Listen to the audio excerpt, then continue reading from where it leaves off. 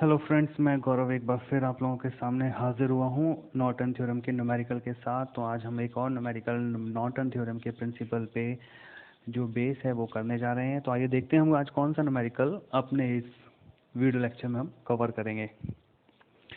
तो यहाँ पर एक क्वेश्चन गिवन है हमें, find the current through 3 ohm resistor. यहाँ पे हमें एक नेटवर्क गिवन है जिसके अंदर 3 ओम के रजिस्टर जो कि दिया हुआ है। जैसे कि मैं आपको दिखाना चाहूँगा, ये 3 ओम का रजिस्टर है।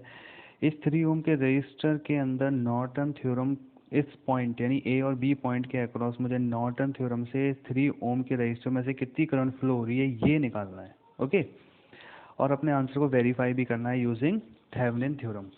ओके, जैसे कि आपको पता है कि कोई भी थ्योरम आप लगाओ आंसर सबका सेम ही आना है, क्योंकि थ्योरम तो केवल एक मेथड है कि हम किसी भी मेथड के थ्रू जाएं, आंसर तो वही आना है। उसी तरीके से इस आंसर को हमें नॉर्टन थ्योरम से सॉल्व करना है, लेकिन उसको वेरीफाई थेवेनिन थ्योरम से करना है। और क्वेश्चन ये है कि जो 3 ओम का रजिस्टर है इसमें से कितनी करंट फ्लो होती है। तो सबसे पहले इस क्वेश्चन को करना है हमें नॉर्टन थ्योरम से। तो आइए हम स्टार्ट करते हैं इस क्वेश्चन को सबसे पहले नॉर्टन थ्योरम से सॉल्व करना। पहले तो मैं आपको इस सर्किट के बारे में बता दूं। एक डिपेंडेंट सोर्स है जिसका नाम है वोल्टेज डिपेंडेंट वोल्टेज सोर्स, क्योंकि ये वोल्टेज पे डिपेंड करता है। और ये एक वोल्टेज सोर्स है, प्लस माइनस दिखाई दे रहे होंगे आपको। वी एक्स वो वोल्टेज इस पे डिपेंड करता है, और ये V X voltage 5 ohm resistor के अक्रॉस आने वाला वोल्टेज है। ओके, 10 वोल्ट का यहाँ पे सोर्स लगा हुआ है, 2 ओम, 1 ओम, 2 ओम, 5 ओम, और ये सारी वैल्यूज़ गिवन है। आइए चलते हैं नॉर्टन थ्योरम अप्लाई करने। तो सॉल्यूशन के अंदर हम सबसे पहले क्या करने वाले हैं, जी हाँ बिल्कुल वही जो रिमूव है वो रिमूव करना है हमें। जैसे लोड रजिस्टर को हम सबसे पहले रिमूव करेंगे और उन टर्मिनल्स को हम शॉर्ट करेंगे। So remove the load register and short the terminals and find the value of ISC. ISC की वैल्यू निकालेंगे, यानी हम इस नेटवर्क के अंदर इस 3 ओम के रजिस्टर को हटाएंगे। ओके, और इस टर्मिनल को करेंगे शॉर्ट, और शॉर्ट सर्किट करंट हम इसमें से फाइंड आउट करेंगे कि वो कितनी फ्लो होती है। तो आइए नेटवर्क ड्रॉ कर लेते हैं फटाफट से। यहाँ पर एक पोस्ट सोर्स लगाया हुआ है और ये आईएससी हमने ड्रॉ कर दी। जो भी वैल्यूज़ गिवन है फटाफट से उसको लिख लेते हैं without wasting our time. Okay, circuit में एक ग्राउंड कहीं ना कहीं होता है जैसे कि हमें दिखाई दे रहा है। ओके, तो इस तरीके से हम कह सकते हैं कि ये हमारे पास यहाँ तक एक क्वेश्चन जिसको हमने 3 ओम के रजिस्टर को हटा के और आईएससी फ्लो कराई है। ओके, ये पहली स्टेप यहाँ पे फिनिश होती है। आइए चलते हैं सेकंड कि अब हम आगे आईएससी की वैल्यू को कैसे निकाल सकते हैं। ओके गाइस, देखिए इसके अंदर कि यहाँ का वोल्टेज 0 वोल्ट अगर हम मानते हैं, क्योंकि सर्किट में कहीं ना कहीं ग्राउंड होता है, तो हमने यहाँ पे वोल्टेज माना 0, तो यहाँ पे भी क्या होगा 0। और उसी तरीके से इस पॉइंट पे कितना वोल्टेज होगा 0, और इस पॉइंट पे कितना वोल्टेज होगा 0। कोई पूछता है क्यों, तो आप बताइएगा कि ये पूरी ब्रांच ऐसे शॉर्ट हो रही है। तो अगर यहाँ पे कोई वोल्टेज आता है तो वो वोल्टेज इस पूरी ब्रांच पे डिस्ट्रीब्यूट होगा। यानी कि यहाँ पे अगर 0 है तो यहाँ पे भी 0, यहाँ पे भी 0, यहाँ पे 0 0 0 0 0 0, यहाँ पे भी 0। ओके, तो इस फिगर को हम थोड़ा सा ऐसे बना लेते हैं कि जहाँ जहाँ हमको 0 वोल्टेज पता है वहाँ हमने लिख देते हैं कि 0 वोल्टेज होगा। चलिए आगे बढ़ते हैं। करंट सॉरी अब हम नोडल एनालिसिस अप्लाई करते हैं at B point. B point कौन सा माना है ये देखते हैं हम, और नोडल एनालिसिस अप्लाई करते हैं। फटाफट से नेटवर्क ड्रॉ कर लिया है हमने। यहाँ पे जो 0 था वो 0 वोल्ट रहेगा, जैसे कि मैंने आपको पिछली फिगर में बताया था। और ये बी पॉइंट जो हमने माना है, दिस बी पॉइंट, यहाँ पे हम नोडल एनालिसिस लगा रहे हैं। ओके, जैसा कि हमें पता है कि इस बी पॉइंट का वोल्टेज ऑलरेडी पता है हमें, क्या 0, क्योंकि ग्राउंड है, पूरा कनेक्टेड है, तो ये पूरा ग्राउंड से कनेक्टेड है, तो बी का वोल्टेज भी 0 ही है। लेकिन हम अप्लाई भी नोडल एनालिसिस बी पर ही कर रहे हैं, क्यों, क्योंकि हमें निकालनी आईएससी है। तो उसके साथ में जो वोल्टेज है ना, यानी कि यहाँ का वोल्टेज जो है वहाँ हम नोडल एनालिसिस अप्लाई करेंगे, और बाद में उसकी वैल्यू 0 रख देंगे। या आप ये कह सकते हैं कि हम 0 लेकर ही चलते हैं, कोई वेरिएबल मानने की ज़रूरत ही नहीं है। तो हम फटाफट से पॉइंट बी, जैसे कि हमें पता है कि 0 वोल्टेज है, 0 पोटेंशियल होगा हमारे पास, और हम नोडल एनालिसिस लगाते हैं। तो देखिए इस 5 ओम रजिस्टर के टर्मिनल्स पर आने वाला वोल्टेज कितना है वी एक्स, यहाँ का वोल्टेज कितना है 0। तो बी पॉइंट से इस तरफ जाने वाली करंट की वैल्यू क्या होगी, वो होगी B minus V X divided by 1। Okay, अब बी पर वोल्टेज कितना है, 0, तो 0 minus V X divide by 1। Okay, नीचे जाने वाली करंट कितनी होगी, 0 प्लस का 2Vx। अब हम यहाँ पे प्लस का 2Vx लिखेंगे क्योंकि 2Vx की जो डायरेक्शन है वो डायरेक्शन है कि अगर 2Vx से कोई करंट फ्लो होगी तो वो भी डाउनवर्ड डायरेक्शन में होगी, नीचे की तरफ होगी, और हम भी बी पॉइंट से नीचे की तरफ ही आ रहे हैं, तो हमारी डायरेक्शन और 2Vx की डायरेक्शन सेम है। तो ये हमारा दोस्त हो गया, और दोस्त को हम माइनस नहीं करते, सब्ट्रैक्ट करते हैं। चाहे क्वेश्चन हो चाहे लाइफ हो, दोस्त को हमेशा प्लस करना चाहिए। तो 0 plus 2Vx divide by resistance in this branch that is 2 ohm. Okay, और इस डायरेक्शन में कितनी करंट जा रही है, Isc। इस ब्रांच में कितनी करंट जा रही है, Isc, तो प्लस Isc, क्योंकि Isc पे आउट गोइंग है और हमें भी आउट गोइंग जाना है। इन सबको जोड़ने के बाद इक्वल्स टू में 0, तो फटाफट से लिख लेते हैं 0 minus V X plus 0 plus 2Vx upon 2 और plus Isc is equals to 0।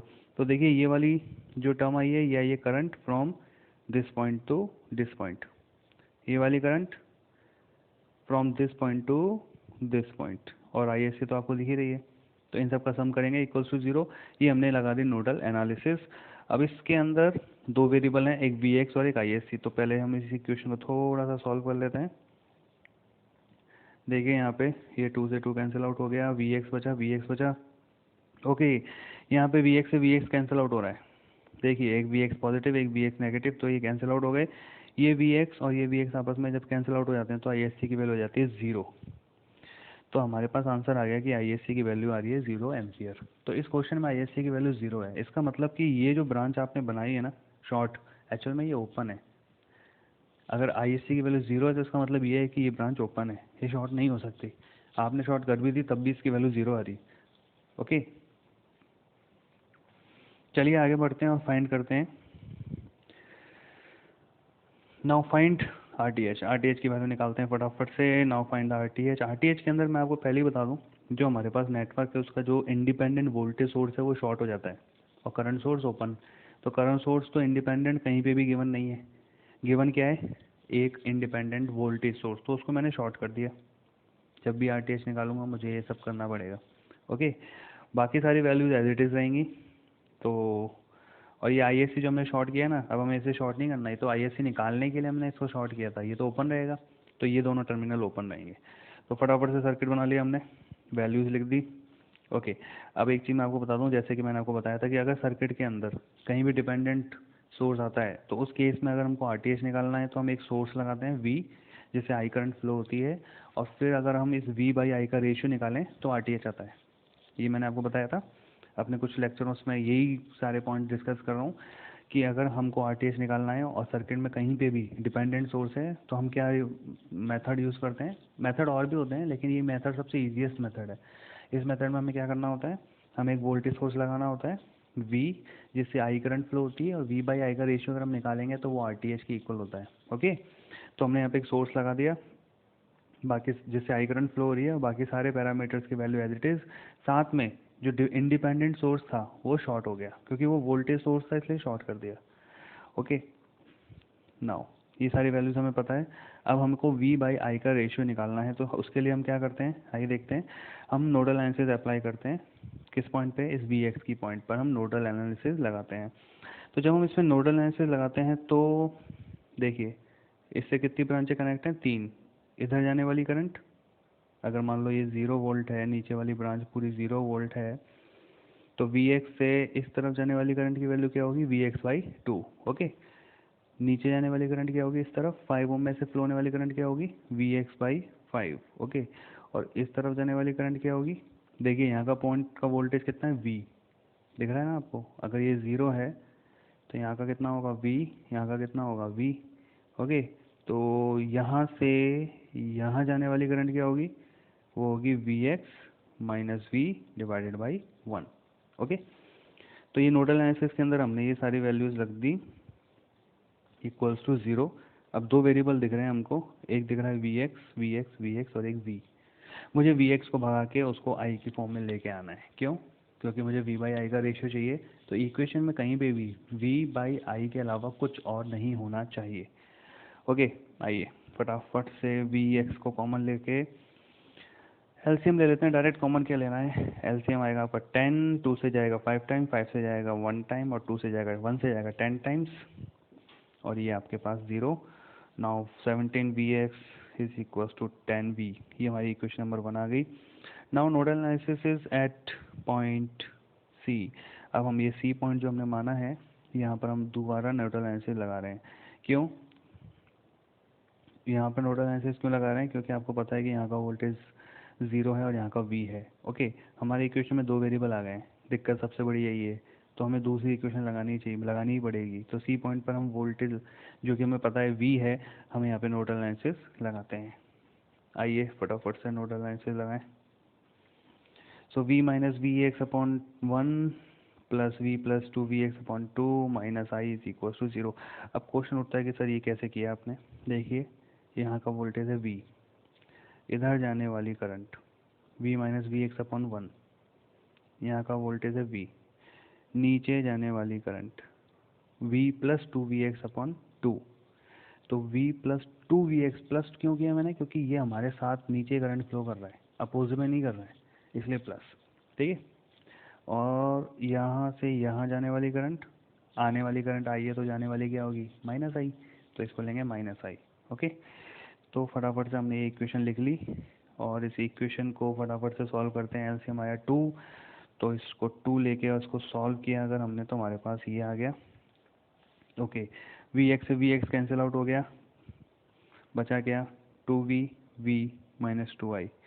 Okay, तो फटाफट से 2V equals to 3V equals to 2I, तो V by I is equals to 2 ohm. इसका मतलब क्या हुआ फ्रेंड्स कि हमने ये जो इक्वेशन बनाई थी, इस इक्वेशन को अगर हम नहीं भी बनाए तो भी काम चलेगा। क्यों? क्योंकि इस इक्वेशन को बनाने का कोई सेंस नहीं आया, V बाई आई का रेशियो हमारे पास डायरेक्ट आ गया। तो आप ये वाला इक्वेशन स्किप कर सकते हैं, लेकिन ये करने से पहले हमें पता नहीं होता तो हम तो करते हैं भाई, बाद में पता चलता है कि ये तो नहीं करना चाहिए। अगर आप इसको नहीं भी करेंगे तो कोई दिक्कत नहीं, आपका आंसर आएगा। तो आंसर आ गया हमारे पास, RTH की value V by I that is 2 Om.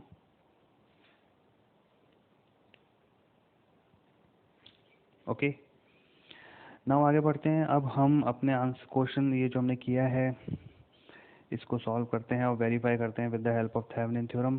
Thevenin theorem में जैसे कि मैं आपको बताता हूँ, ओपन सर्किट वोल्टेज हमें कैलकुलेट करना है, तो वो ये नेटवर्क वही रहेगा।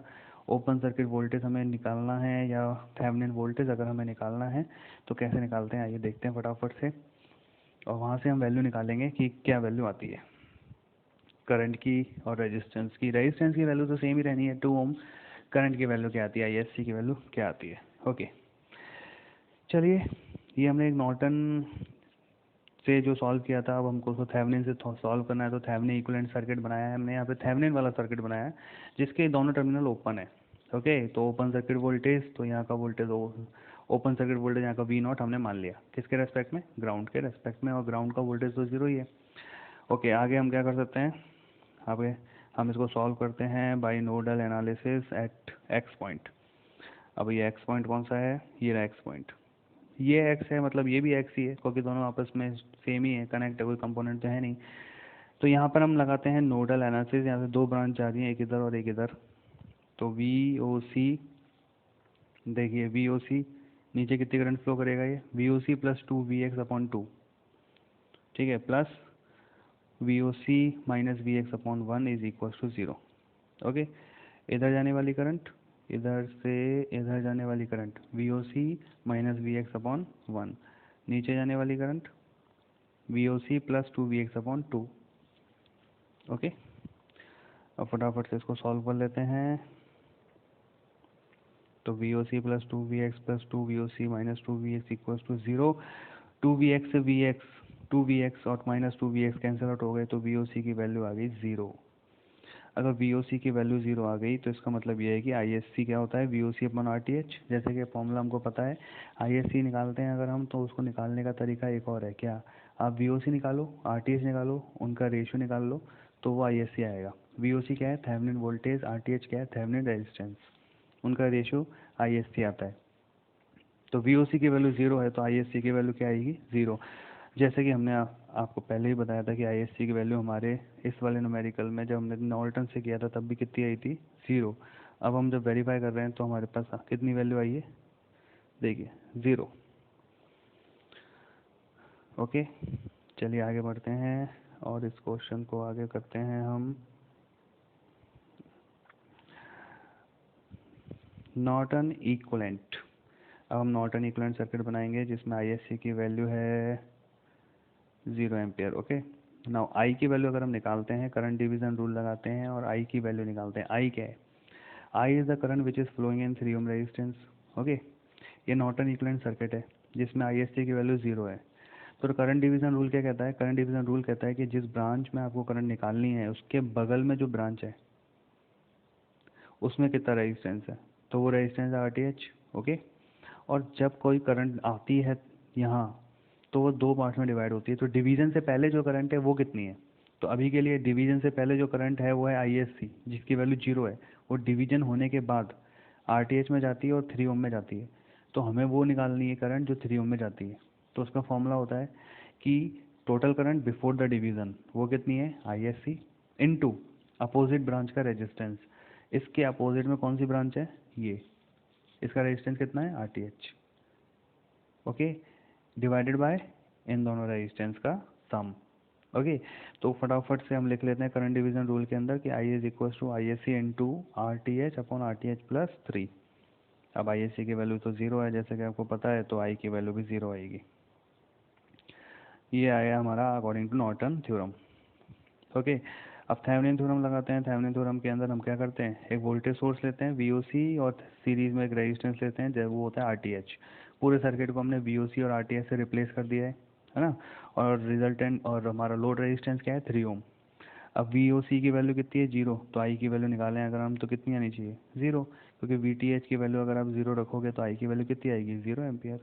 तो हमारा आंसर यहाँ वेरीफाई हो जाता है कि थेवेनिन थ्योरम और नॉर्टन थ्योरम से सेम आंसर आ रहा है हमारा। तो हम ये कह सकते हैं कि ये हैंस प्रूव्ड हो चुका है कि अगर कोई करंट ISC जो हम निकालते हैं उसको हम वेरीफाई थेवेनिन थ्योरम से करते हैं तो आंसर वही आता है। तो फ्रेंड्स, आई होप आप लोगों को समझ में आया होगा कि हमने आज आपके अपने लेक्चर में क्या किया है, कैसे किया है, कौन सी मैथोलॉजी यूज़ की है। अगर आपको अच्छा लगे, समझ में आया हो तो प्लीज़ लाइक करिए, देखिए, समझिए और करने की कोशिश कीजिए। शेयर कीजिए, अपने फ्रेंड्स को बताइए। इसको आप समझें कि ये जो सब्जेक्ट है ये थोड़ा टफ होता है, लेकिन अगर आप कंसेप्चुअली चलें तो ये सब्जेक्ट सबसे आसान सब्जेक्ट बन सकता है। Thank you so much. मैं मिलता हूँ अगले लेक्चर में आप लोगों के साथ।